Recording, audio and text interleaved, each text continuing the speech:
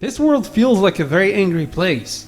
I mean, you cut off someone in traffic and they immediately turn into a mantis ready to bite your head off. You turn on the TV and it seems like there's always a conflict somewhere 24/7. I'm surprised there isn't a TV station called War Central Live, delivering bullets straight into your bedroom. But is it really so? Let's look at things from my favorite perspective, as an alien planning a spring break in the solar system. Let's see what the Interstellar TripAdvisor has to say about Earth. It is believed that so far 100 billion people have lived on Earth, and it is estimated that 150 million perished in conflicts. Some people say it was more, but because most of our history is a fairy tale, I will stick to that lower number. You know how much it is? It's 0.15%. It means that 99.85% of humanity died from eating too many burgers and looking at their phones while crossing the road. Out of 8 billion people living here now, only around 5 million are occasionally displaced by an armed conflict.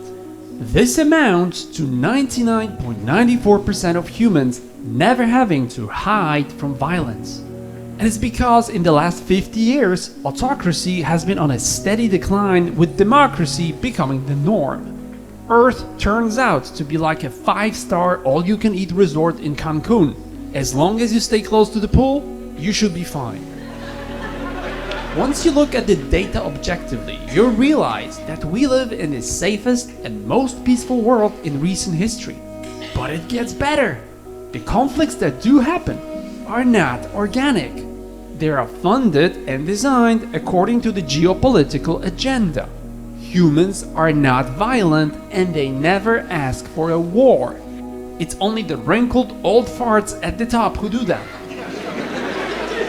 People who are free to act and get to decide about their future always opt for peace. It's the 21st century. We're busy trading Bitcoin and watching TikTok dance routines. All we want is to be left alone. Who goes, "Oh, what a beautiful day," and all we're missing are some mushroom clouds on the horizon? Nobody!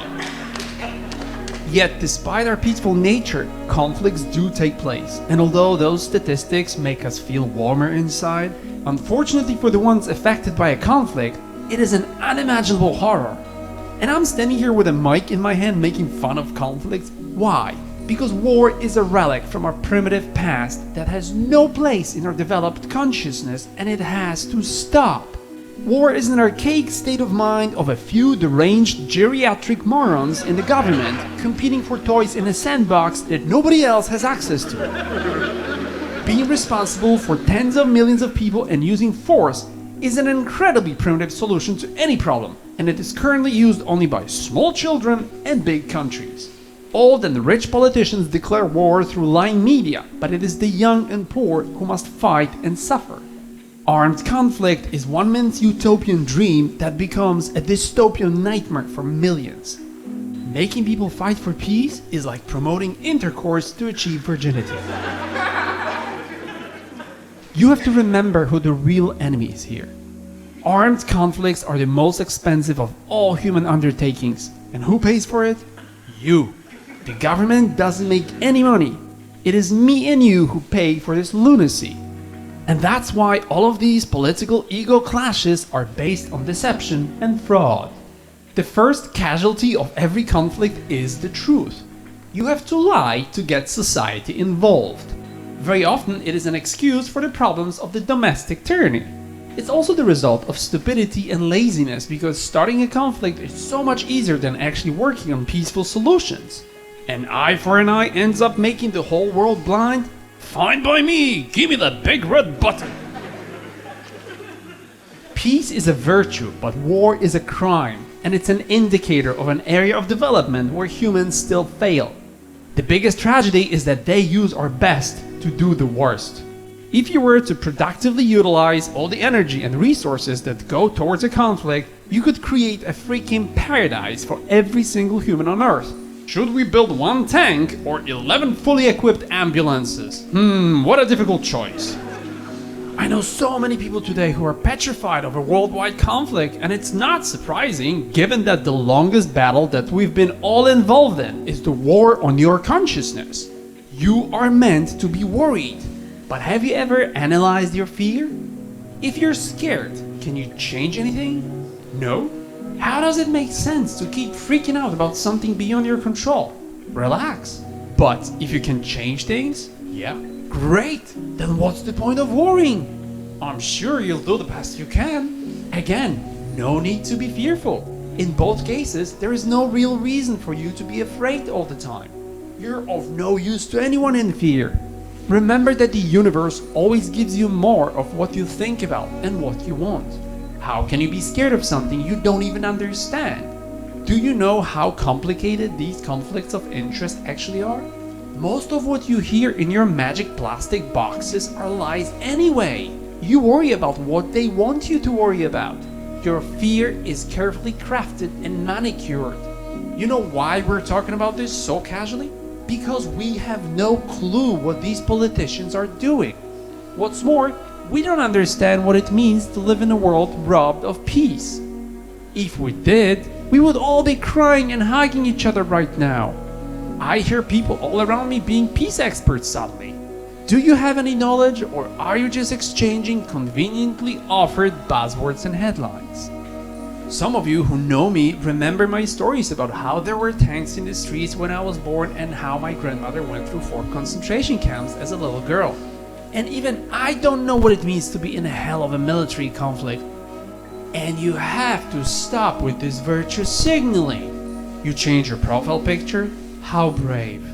Unless uploading that avatar indicates something incredibly generous, all I see is how much you think about yourself. And I'm not just talking about regular people, because corporations do that too. Ad nauseum. Just stop it, you phony monsters. You're not a person, you're a business entity. You have no voice, and your profile picture should be a ruthless profit margin. You change your company logo for 48 hours? That's beautiful. Now let's see how many refugees we can feed with this crispy JPEG. You're literally standing on the bodies while taking selfies. And there is actually an opportunity in your vanity. Auction your edited logos as NFTs to your rich buddies and donate all the profits. You're welcome, dear marketing department. I'm appealing to your conscience now. If you're not affected by a conflict, here's the most incredible and noble thing you do. Shut your mouth.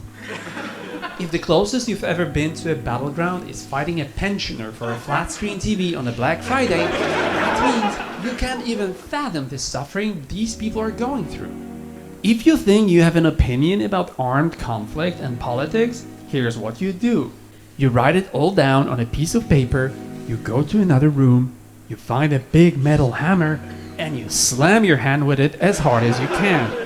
Then you come back to read your words of wisdom written from the comfort of your painless past. It should give you a useful perspective on your nonsense, because you know nothing. But here's how you can form a valuable opinion. You wait for a cold and rainy day, and you put on your warmest clothes, and you go out into the woods, and you spend 48 hours walking. No Instagram, no avocado and kale smoothies. No, you leave it all behind. You walk through the woods for 2 days, and then you come back to your warm and safe home, and you make a list of everything essential that you were missing there and what made that involuntary camping trip so miserable. Now you know about a tiny percentage of what it feels like to be a victim of a conflict. Then you walk around your house and you look for all of these items and you donate them to those who were forced to have an opinion about the misery of armed conflict. Now you're missing a bunch of clothes, flasks, and thermal blankets. Good. They were old anyway. Now you go to your local Walmart or Tesco and you buy new ones. This time really nice ones. Why? Because in a few weeks we're donating them again. If you're a statistical Western homeowner, you possess 7,000 items under your roof, presumably 97% of them in your night table drawer. You really need all of them? Henry VIII had 6,000 items. You own more than medieval royalty, you clinical hoarder, you. Donate all of it! You make 5 digits! These people sometimes don't even have matches. You've just had a big bonus, and if you haven't figured it out yet, the purpose of this earthly existence is being in service to others, not spending ungodly amounts of money on lip filler injections that make you look like Baby Yoda. I just can't stand selfishness. So if you have an opinion, you shut your mouth, but you open your heart, because creating peace starts with being, not having. And if you're scared, good. I want you to be scared so much that you find the nearest charity, you go there and you ask with a trembling voice if they need help with packing boxes and loading them onto a van. Sore muscles are the best remedy for anxiety. But you can do so much more if you're fed up with that senseless political violence. I had a job for 6 years stealing employees from one company and placing them in another. An incredibly glorious profession. So proud of myself. But as I was doing this, I learned something. There are 60 million millionaires in the world and 2,700 billionaires, and they own a total of $200 trillion. Let me put it into perspective for you. Do you understand gross domestic product? If we all collectively, all 8 billion of us, go to work at 9 a.m. on January 1st, and we clock out at 5 p.m. on December 31st, we will not even make half of what they own. That's beyond crazy. But my point is that they will never spend this money. And I have nothing against billionaires. In fact, I wish I was one of them. But some of these rich people are super bored and they are looking for ways to get entertained. They might be waiting for you to get in touch and ask to fund a charity project to funnel a fraction of their dormant fortune into a noble cause. They are real people and they have email addresses and phone numbers. Get in touch with them and ask to help those who really need it. You'll be surprised how many of them are willing to work with you, or their secretaries. Don't stop there. Go all the way to the top. Get contact details for your politicians and give them a piece of your mind. I'm going to take this opportunity to dox this one dude. POPE@Vatican.va. Send him a meme about war that will make him go, regrettably I can't be of further assistance. Popes do that sometimes. Ask to speak to his manager. Works every time. Most people in the world are trying to change the outside reality so that they can find peace inside of them. How about for once we try the opposite? Because despite of all of our development and progress, when it comes to working out peace, we still suck at it. And maybe the answer is spiritual. Peace is a state of mind and it comes from within. That's where it starts, so do not look for it outside of yourself. You can't become peaceful until you make peace with yourself. Harmony allows even the smallest things to grow, but its absence makes the biggest things fall apart. It's not enough to be an armchair expert on peace. You must believe in it and you must work at it. Turn off your news. Turn on your positive broadcasting. Whatever your God's name, ask the divine to help you become the instrument of peace, because you don't get peace from your God. Peace is a gift we give to each other. If you're affected by war, remember you're never alone, because there are millions who will pray for you. No matter what your beliefs, I encourage everyone to do that, just in case. I stopped being a hardcore atheist for that very reason. I thought, I do not know if and who's up there, but if I'm wrong and somebody's listening, let's offer them some suggestions. Be full of gratitude that you're in a position to help, because grateful thoughts are creative thoughts. We can achieve worldwide peace when love of power will be taken over by power of love. Conflicts can be prevented as easily as they are provoked. But if we fail to do that, we all share responsibility for whatever happens afterwards. Peace is not lack of conflict, but presence of peaceful methods in response to a conflict. It's time you realize that we can't fall for this insanity anymore. You win a war by preventing it. Conflict is a failure of everything that matters in human communication. Reason, empathy, respect, tolerance. It's a failure of being a human. It's not solar flares or aliens disappointed by a 1-star TripAdvisor review that threaten our survival. No, armed conflict is the most scary human threat, as it is the biggest indication of failed leadership. Why do we even tolerate this? Get angry! Voicing stubbornly our disapproval should do the job. Educate everyone around you that there is no way to peace, because peace is the way. Treat everything that's not peaceful as a dangerous distortion of human nature and work towards correcting it. Offering someone that parking space first might not magically introduce peace to the world, but it's a great start. You don't realize how strong we are collectively, and in times of conflict, we're capable of uniting and surviving. We really do amazing things together. Even the smallest peace treaty is a massive victory for all of humanity. So bring peace to your classroom, your neighborhood, your town. Even though they might feel small, they are the imitable cohesion units that our life is held by. Evolution of an individual has a huge impact on the evolution of the collective. Be a selfless volunteer, a just lawyer, a helpful policeman.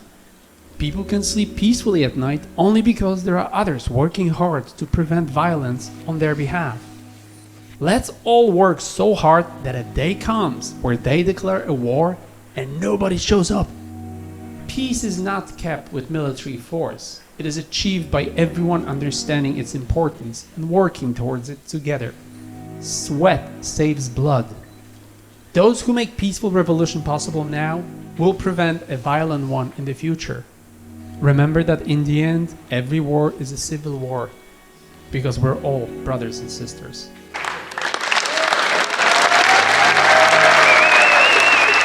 I hope this recording encouraged you to help others in need. Please volunteer and donate to everyone who is suffering in those unnecessary conflicts. Thank you for your help.